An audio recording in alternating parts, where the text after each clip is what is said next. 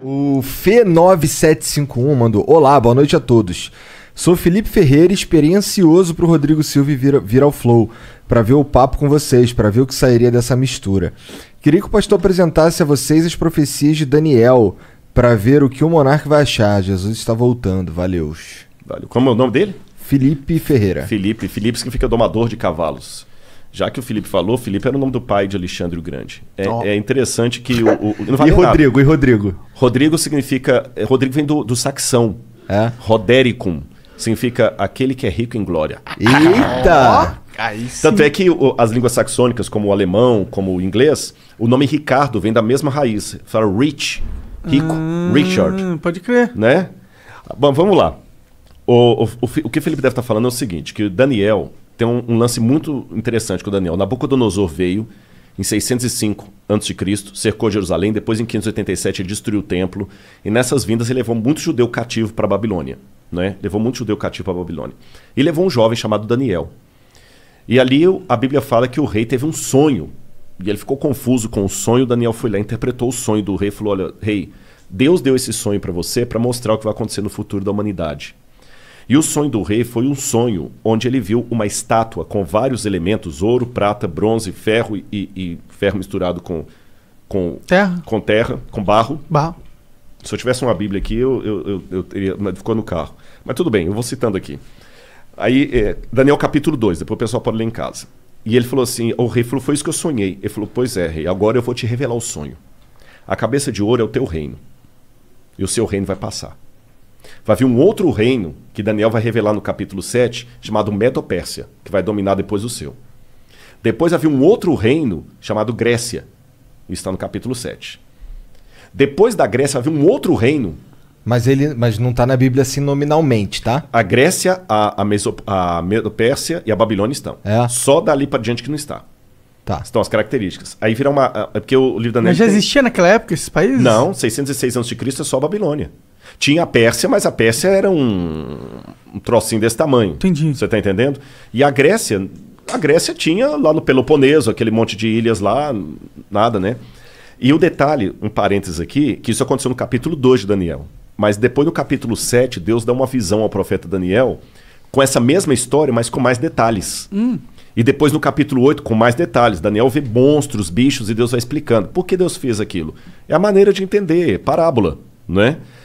E Deus vai dando detalhes. Aí Deus fala o seguinte: como são as características? Eu estou pegando igual Daniel 2 e 7. A Babilônia vai passar. O reino que virá da Medo-Pérsia, ele será forte por um lado e fraco por outro. Ele terá duas forças. E realmente foi a junção da Média e da Pérsia, Dario e Ciro, que destruíram a Babilônia. Quando fala da Grécia, fala da Grécia de um único rei que ia dominar o mundo, mas ele mesmo se autodestruiria. E quando ele se autodestruísse, na sua força quebrou-se-lhe o poder, 4 reis iam surgir dele. Aí quando você chega no período da... Aí você tem então 606 a.C. a Babilônia. Em 538 a.C. veio a Medo-Pérsia e destrói a Babilônia, igual Daniel falou.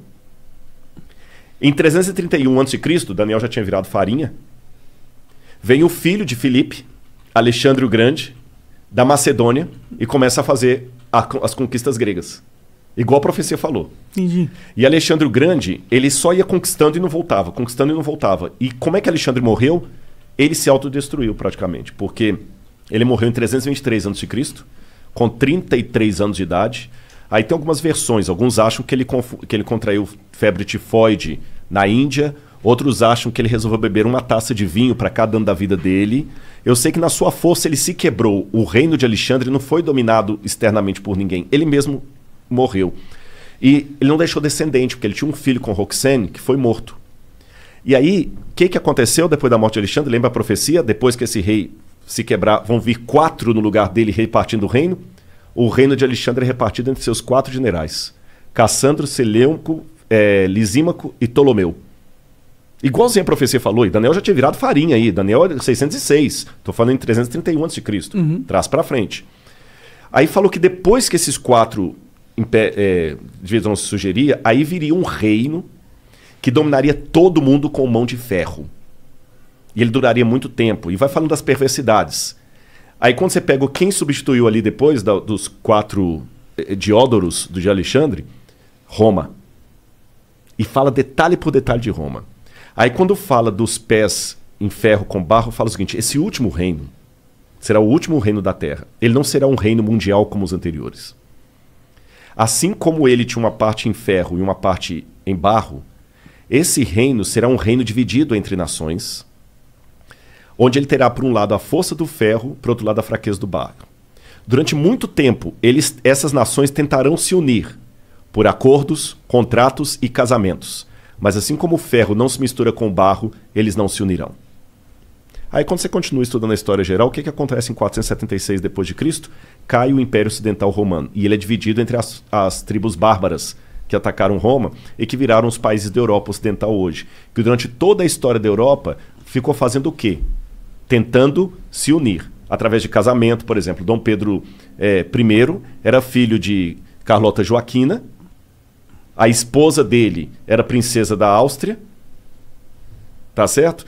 A Rainha Vitória chegou a ser chamada de vovó da Europa, porque ela tinha parente em todo lado. Lembra que o que casou com a Elizabeth agora, ele era de sangue alemão e estava na Grécia. A Europa toda tem parentes e eles não conseguiram unir a Europa. O que Napoleão tentou? O que Carlos Magno tentou fazer? Unir a Europa, e não conseguiu. O que Napoleão tentou fazer? Unir a Europa, não conseguiu. O que Adolf Hitler tentou fazer? Unir a Europa, e não conseguiu. Mercado como europeu, unir a Europa, e não conseguiu. Agora o Brexit. A Europa pensou que rachou de novo. E a profecia falou que esse reino seria um reino dividido até o fim, quando então virá uma pedra do céu, que é a volta de Jesus. Eu dei um panorama assim rápido, sabe? Então acaba com o cometa. Não, aí é um símbolo da volta. Não é um asteroide. Fala que é uma pedra como se fosse tirada uma montanha. É um símbolo da intervenção divina na história. Entendi.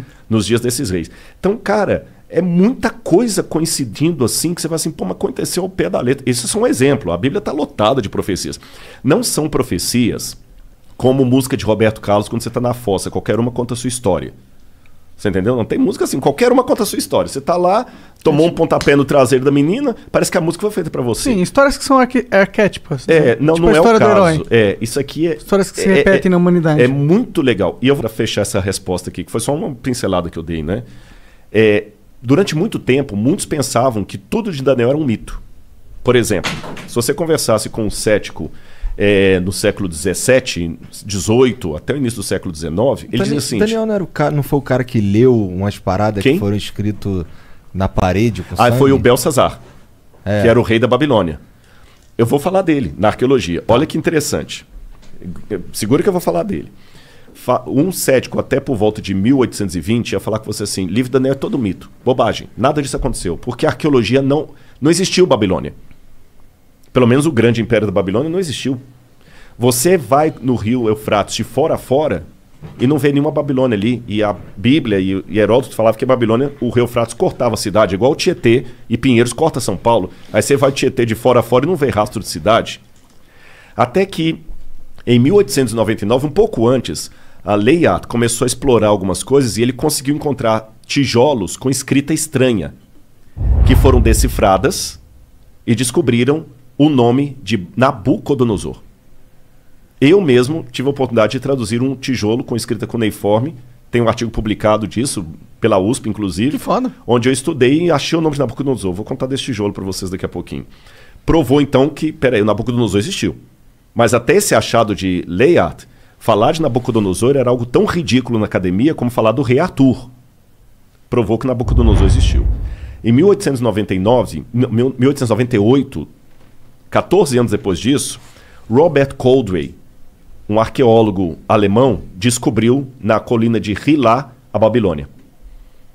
E o rio Eufrates estava desviado, por isso que ele não passava dentro da cidade. Entendi. Então já provou, Nabucodonosor existiu, a Bíblia estava certa, a Babilônia também existiu. Aí, depois descobriram, quando decifraram a escrita cuneiforme, o neo-acadiano, a lista dos reis da Babilônia. Aí veio o Belsazar. Porque, segundo a Bíblia, o rei que estava no poder quando os medo-persas atacaram a cidade, o rei da escrita na parede lá que você falou, chamava-se Belsazar. Só que quando você pegava a lista dos reis da Babilônia, o último rei era Nabonido. Então, peraí. Agora nós temos um problema arqueológico. A lista oficial da Babilônia, quando colocava os reis inteiros, o último foi Nabonido, não teve nenhum depois dele. E a Bíblia fala que o último rei era Belsazar. Aí muitos críticos falaram, tá vendo? A arqueologia desmente a Bíblia. Até que William Talbot estava trabalhando nos porões do Museu Britânico e ele descobriu um tablete que foi traduzindo as orações de Nabonido, as crônicas de Nabonido. E lá nas orações de Nabonido, ele pedia aos deuses, ao deus Marduk, que protegesse o seu filho primogênito, Bel-Uru-Achar, que é Belsazar. Aí o Talbot, pô, caraca, bicho, o Belsazar da Bíblia existiu. Mas mesmo assim os críticos falaram, calma, isso não prova que a Bíblia está correta, porque a Bíblia coloca Belsazar como o rei da Babilônia. A única coisa que a arqueologia provou é que existiu um filho do rei chamado Belsazar. Só que mais tarde descobriram outro pedaço de tablete. Quando eu falo tablete cuneiforme, é aquelas pedacinhos de argila com escrita. Sim. Aí trazia o que aconteceu. O Nabonido não ficava em Babilônia a maior parte do tempo, ele ficava no oásis de Teimá. E quando os medo-persas atacaram a cidade, ele estava em Teimá, ele voltou desesperado com o exército dele, mas foi interceptado. E quem estava na cidade?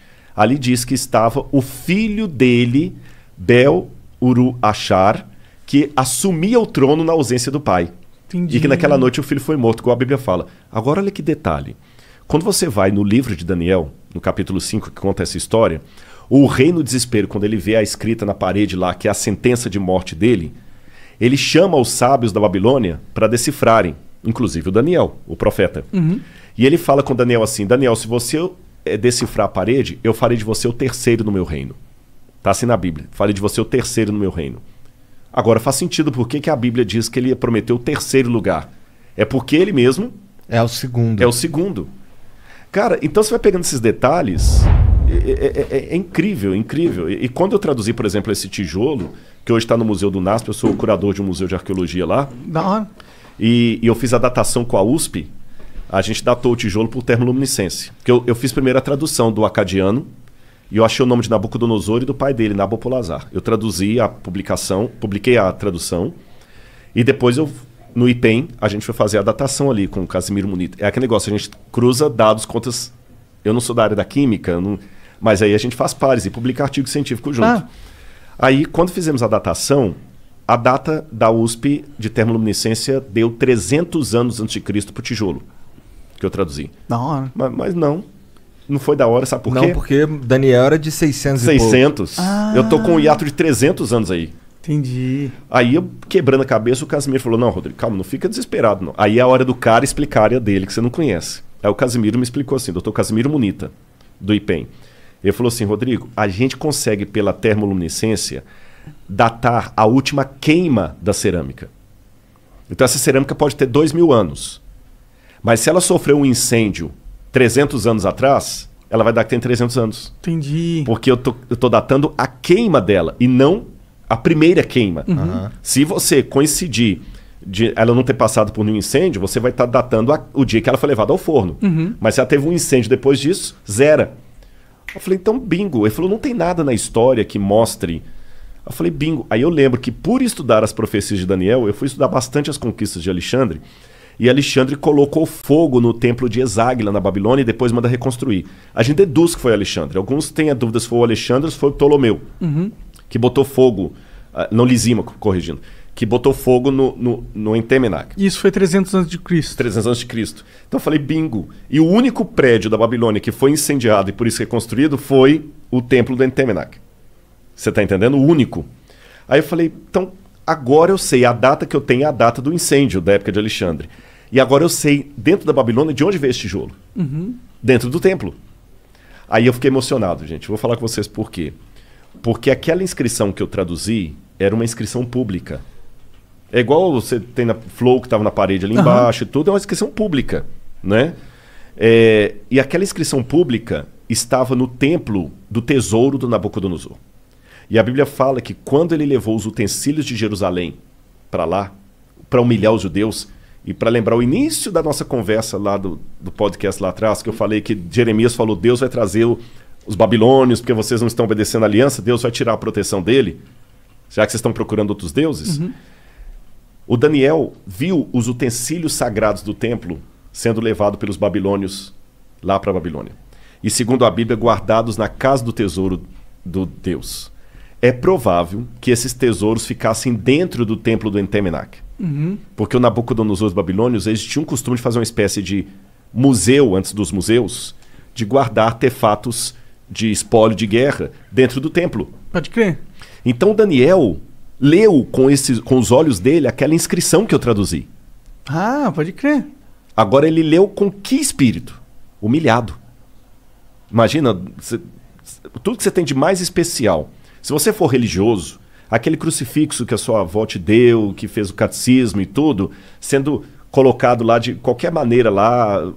Com um espólio de guerra. Espólio de guerra. Ou então vamos supor que aqui no programa vocês têm algumas coisas legais, que falam assim, pô, isso aqui a gente guarda com carinho, porque isso aqui foi o primeiro prêmio que a gente ganhou e tudo. Sim. Aí você vê um negócio colocado lá, banalizado, te dói o coração. Daniel estava humilhado. Ele passou na porta do Entemenac e ele viu isso. E ele leu aquela inscrição. Eu sou Nabucodonosor, que foi o que eu traduzi. Rei da Babilônia, provedor dos templos de Esagla e Êsda. Daniel deve ter feito perguntas similares às que eu fiz quando eu estava com a depressão. Onde está Deus? Tem um Salmo 139 que diz: às margens do rio da Babilônia, nós nos assentávamos e chorávamos lembrando de Sião. Aqueles que são mais antigos que eu devem lembrar de uma música antiga, né? On the rivers of Babylon. É uma música dos anos 70, 80, The Rivers of Babylon. Eu não manjo. Mas é uma música legal. Depois o pessoal dá uma googada, eles vão achar. E essa música fala desse salmo que os judeus compuseram. Mas foi uma música pop, foi uma música de rock. A dor deles por estarem na Babilônia. No salmo fala assim, os que nos levaram presos pediram que nós cantássemos alguma música da nossa cidade, da nossa pátria. Mas como nós podemos cantar a música da terra com o nosso templo destruído? Então Daniel estava arrasado, igual eu estava lá no Cevisa. Daniel leu aquela inscrição como um símbolo de humilhação. 2.600 anos se passaram. Aquela inscrição, por um golpe de sorte, não sei, entre aspas, foi encontrada por um brasileiro lá no Iraque, quando trabalhava na Mendes Júnior em construção civil. Olha lá. Esse brasileiro ia passear nas ruínas lá e via aquele monte de pedra, fez amizade com um soldado lá, futebol, Pelé. Cara, deixa eu levar um souvenir pro Brasil. Pega o que você quiser. E ele escolheu, no meio do monte de monturo lá, esse tijolo, porque tinha uns desenhos legais. Chegou no Brasil e falou: o que eu vou fazer com isso? Vou jogar isso fora. Aí a mulher dele falou o seguinte: não joga fora não. Doa isso pro professor Paulo Barbosa, ele é professor da escola adventista lá, de história, ele pode usar, que doou. Esse professor Paulo ficou com essa pedra uns 30 e tantos anos. Ele até morreu, esse professor. Quando foi um dia, ele foi visitar o museu do NASP e ele viu alguns tabletes com inscrição cuneiforme. E eu estava no museu nesse dia. E eu falei: eu tenho lá em casa um tijolo com esses desenhos. Eu vou doar para vocês. Que legal. Cara, eu fiquei, sabe? Como é que é? Quando eu fui à casa dele, eu peguei o tijolo na mão, assim, com os desenhos. Se você colocar aí, se não for abusado sobre vontade, se você colocar assim, tijolo babilônico Rodrigo Silva, vai aparecer uma foto do tijolo aí na internet, tem tudo, né, cara? Hoje em dia é só clicar. Aí o que acontece? Eu peguei aquele tijolo, quando eu falei: professor, isso aqui não é desenho, não, isso aqui é inscrição cuneiforme. Ele falou: aí o que está escrito? Eu falei: não dá para escrever. É esse aqui, ó. Esse aqui, ó. Eu falei no ex-ateu, graças a Deus. Eu nem sabia disso aqui, não tem nada a ver com isso. Um ex-ateu Blogspot. Eu nem sei quem é, viu? Mas é esse tijolo aqui, ó. É esse aqui, ó. Ali, eu não sei se o pessoal de casa vai ficar tão nítido das fotos, que às vezes não dá, né? Não, mas ele sabe que a gente pesquisou. Pesquisou, né? Então ali aquela primeira... Parece um asterisco. Parece. Se lê Dingir em acadiano. Dingir. Dingir é um epíteto de um nome divino, mas ao mesmo tempo como o nome de um rei, logo em seguida. Aí você tem essa língua silábica, ela não é alfabética. Aí você lê Dingir, Nabucodonosor, Lugal. Lugal é rei em acadiano. Bom, antes de entrar na tradução, eu lembro que quando ele colocou o tijolo no meu colo, falando que era desenho, eu falei: professor, isso aqui não é desenho, isso aqui é escrita. Aí ele falou assim: então lê para mim o que ele está falando. Não dá para ler igual você lê a Folha de São Paulo. Pô, não... eu leio isso aí, mas eu não sou professor de acadiano. É que quando você faz arqueologia, a gente estuda um pouco de egípcio, acadiano. Aí tu sabe o que é e daí tu leva pro especialista. Exatamente. Aí você vai pesquisando, vai traduzindo aos poucos. E tem muita língua que você até estudou, mas se você não está falando, você esquece. Tem muita coisa que eu esqueci. Egípcio, eu ainda dei aula de egípcio na faculdade, mas acadiano eu nunca lecionei. Mas eu falei: mas eu posso decifrar. Pô, aí peguei meus dicionários lá, meus léxicos e tudo, e consegui decifrar. Então ali tá: eu sou Nabucodonosor, Lugal, rei de Acadê, Babilônia, rei da Babilônia, provedor na segunda linha dos templos de Êxida e Eságila, que é justamente o outro nome do Entemenac, aqueles templos lá. E embaixo fala filho, aí tá borrado, porque quando eu fiz a tradução, eu mandei para professores de Harvard, da Andrews, de Budapeste, que são realmente, os caras são os bocas em acadiano, para ver se eu não fiz bobagem, né? E eles confirmaram. E um professor de Budapeste acredita que onde está borrado aqui, que eu não consegui traduzir, seria filho primogênito de Nabopolassar Lugal Acadê, rei da Babilônia. E esse símbolo aqui é igual aquele lá, não? É, só que aqui você lê Acadê. Lá é Dinger, aqui é Acadê. Você entendeu que é o nome da cidade? É porque o sumeriano ele traz os símbolos e dependendo de onde está ali na frase, a sílaba é outra. Que viagem. Nossa, deve ser um inferno ler isso. Não é, mas é legal. Aí eu sei que eu peguei o tijolo, traduzi, publiquei, porque a gente tem um negócio chamado currículo Lattes, que você precisa de vez em quando botar um... É igual o Instagram, tem que botar uma fotozinha lá, senão o pessoal é o Instagram dos inteligentes. Aliás, eu vou aproveitar aqui, vou pedir o pessoal do Instagram, eu deve ter com uns quase 300 e tantos mil seguidores. Podia verificar a gente e também. Não verificar, não sei também não, vou verificar o Rodrigo e o Flow. Como assim? Vocês 1 milhão e... Eu não a Laura tenho... falou que, como assim, 1 milhão e não são verificados? Eu não sou verificado no Twitter, o Flow também não é, por aí vai. Isso deve ser algum complô da NASA para não permitir que as verdades do Flow cheguem... Eu vou explicar bem o que é. Existe um esquema onde agências vendem verificado. Dinheiro. Eu também tô achando que é isso. Não, é isso. É isso. É isso. É isso. Puxa vida. É porque já chegou pra mim várias vezes. E como que você valoriza um item? Você diminui a oferta. Então dá pra você comprar uns verificados. Mas o que importa é que o pessoal tem indo lá. Mas qual que é teu Instagram? É Rodrigo Silva Arqueologia. Tudo junto? Tudo junto. Rodrigo Silva Arqueologia. Tudo eu botei, Rodrigo Silva Arqueologia. O YouTube também, Rodrigo Silva. Na verdade, gente, quer outro milagre? O meu YouTube tá com 1 milhão e 100 e poucos mil. Eu não sei como, porque eu não sou youtuber, não tem nada. Quem me ajuda é minha esposa. O conteúdo deve ser interessante. Ele tem alguma coisa. Mas voltando a falar da pedra aqui, eu sei que eu peguei, consegui, eu dou a pedra, coloquei lá no museu. E que tamanho é essa pedra, mais ou menos? Mais ou menos assim, ó. Entendi. É o tijolo. Eu tô falando pedra, mas corrigi, é um tijolo. Tô ligado. Parece uma pedaço de uma parede. É, porque era um pedaço realmente, só que ele tá quebrado ali, vocês viram, né? Aí botei no museu, mas aí só uns 5 ou 8 anos depois, que eu fui fazer a outra pesquisa com a pedra pelo museu, pro IPEM, porque como eu falei, de vez em quando você tem que ter um artigozinho científico lá. Hoje tá difícil, eu tô escrevendo outros livros, eu não tô com condição de publicar tantos artigos científicos, mas muita gente vai olhar o seu Lattes. Se você não tem nada de publicação acadêmica, congresso e tudo mais... Não passa confiança. Não passa confiança. Mas então, de vez em quando eu tenho que botar alguma coisinha lá. Então, eu peguei e publiquei com a USP a datação. Foi aí na datação que completou o quebra-cabeça. Veio de Eságila. Aí agora sim... E mesmo sendo acadêmico, eu dei o espaço para o romantismo. A possibilidade matemática de Daniel ter passado na porta daquilo ali e lido aquela inscrição, eu não tenho como provar, mas ela é grande. Sim. Pegando o texto bíblico e o que foi levantado do cativeiro, Daniel leu aquilo ali numa situação de muita humilhação, que eu identifiquei com a minha. Pode crer. Onde é que está Deus? Poxa, livrou... Daniel não era mau sujeito, pô, caramba, ele não merecia estar lá, longe de todo mundo que ele amava, humilhado. 2.600 anos depois, a mesma inscrição que Daniel leu, num ambiente de humilhação, é colocada num museu, num país chamado Brasil, que Daniel nunca podia nem imaginar, para justamente enaltecer o livro de Daniel. Aí vem o Felipe e me faz a pergunta sobre Daniel, eu tenho essa oportunidade de falar, então quer dizer, o mundo dá voltas. E se fosse plano, daria cambalhotas, né? Eu capotava, né?